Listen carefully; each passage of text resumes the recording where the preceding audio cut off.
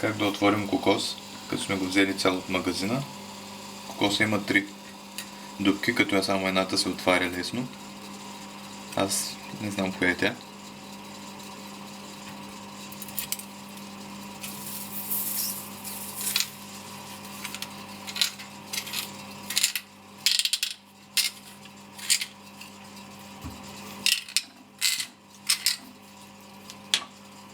И си видим съдържанието.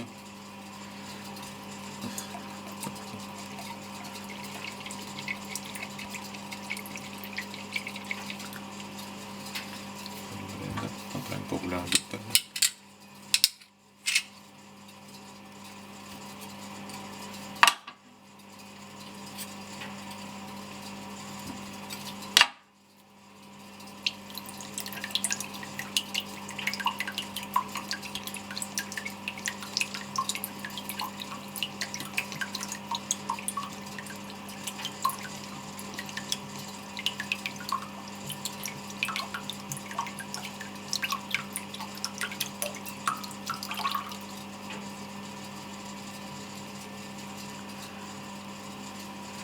Това е кокосовото мляко. Сега, за да се отвори кокоса, трябва да го ударим с сила по вертикалата.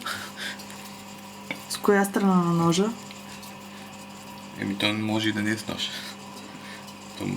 С друг предмет също може, но трябва да се удари тук няколко пъти, за да и кокоса сам се разпуква. С тъпата страна на ножа. С тъпа. Ето започва да се пука. И последен.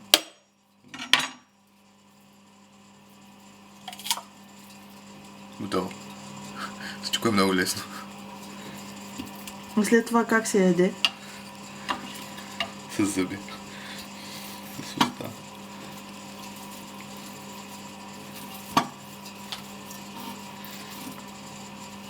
След това се изрязва.